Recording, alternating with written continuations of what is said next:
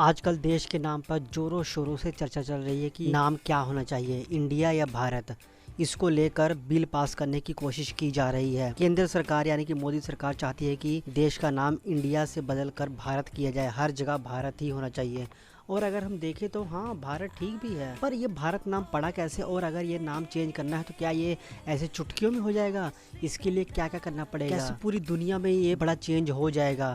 और संसद में किस तरह से क्या रूल है, ऐसे इस तरह के कदम उठाने के लिए कौन से बिल पास करने पड़ेंगे, और संविधान क्या कहता है, विपक्ष क्या कहता है, पूरा ए टू लेके जेड पूरी बात को हम एक्सप्लेन करेंगे और आपकी जितनी भी शंकाएं हैं उसको दूर करने की कोशिश करेंगे। तो बस आप चैनल को सब्सक्राइब कर लीजिए, बहुत सिंपल भाषा में समझाने की कोशिश करेंगे और वीडियो के लास्ट तक बने रहिए, दोस्तों के साथ भी जरूर शेयर कीजिए। तो बात यही है कि क्या अब हम हमारे देश का एक ही नाम होने की बात कर सकते हैं, क्योंकि अभी तो हमारे देश के दो नाम है ना, इंडिया, भारत। अब ये चर्चा जोरों पे चल रही है कि इंडिया को हटा दिया जाएगा और सिर्फ भारत ही रह जाएगा। हालांकि ये ऐसे ही नहीं हो जाएगा, इसके लिए संविधान संशोधन करना पड़ेगा। संशोधन में देश का नाम इंडिया और भारत रखा गया है। संविधान के अनुच्छेद 1 में इसका जिक्र है। अनुच्छेद 1 कहता है कि इंडिया दैट इज भारत, जो राज्यों का एक संघ होगा। इस तरह से इस चीज को एक्सप्लेन किया गया है संविधान में। और अगर केंद्र सरकार सिर्फ देश का नाम भारत रखना चाहता है, सिर्फ एक नाम करना चाहता है,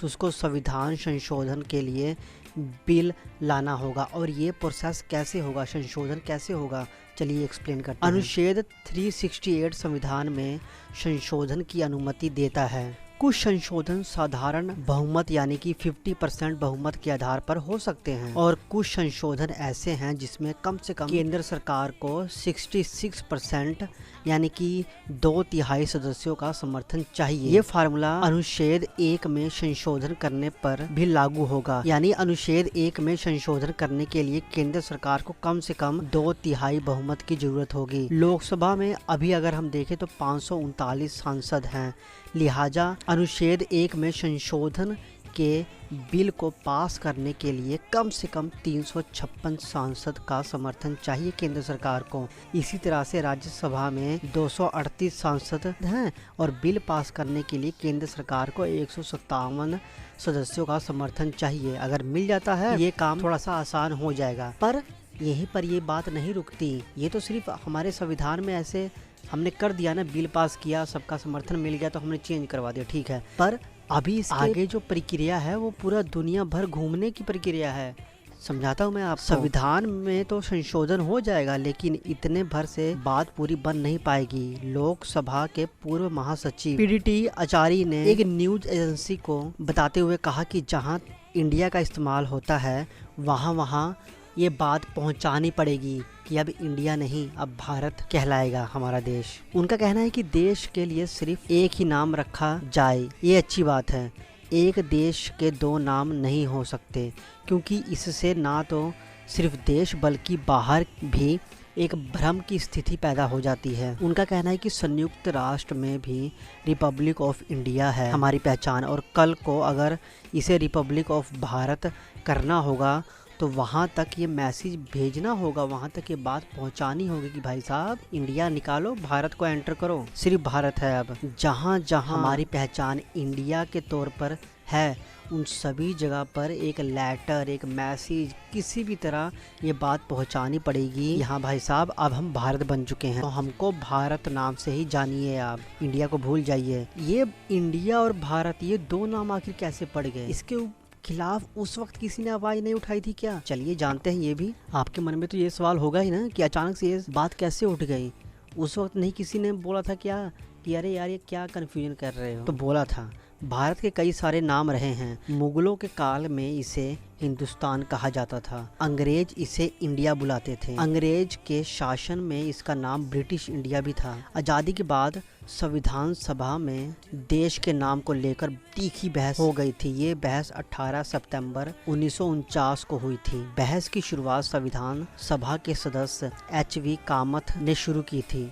उन्होंने अनुच्छेद 1 में संशोधन का प्रस्ताव किया था। कामत ने ये प्रस्ताव रखा था कि देश का एक ही नाम होना चाहिए। उन्होंने कई नाम के ऑप्शन दिए, जैसे हिंदुस्तान, हिंद, भारत भूमि और भारतवर्ष। ये नाम उन्होंने अपनी तरफ से ऑप्शन में दिए थे। कामत के अलावा सेठ गोविंद दास ने भी इसका विरोध किया था। उन्होंने भी बोला कि इंडिया यानी भारत ये किसी प्रकार का नाम नहीं है और ये किसी देश की सुंदरता को नहीं भाता, ये एक सुंदर शब्द है भी नहीं। इसके अलावा BM गुप्ता, श्री राम सहाय, कमलापति त्रिपाठी और हरगोविंद पंत जैसे सदस्यों ने भी इसके खिलाफ आवाज उठाई कि हाँ, इंडिया नहीं भारत नाम ही होना चाहिए। उस दिन देश के नाम को लेकर कमलापति त्रिपाठी और डॉक्टर BR अम्बेडकर के बीच में बहुत तीखी वाली बहस छिड़ गई थी।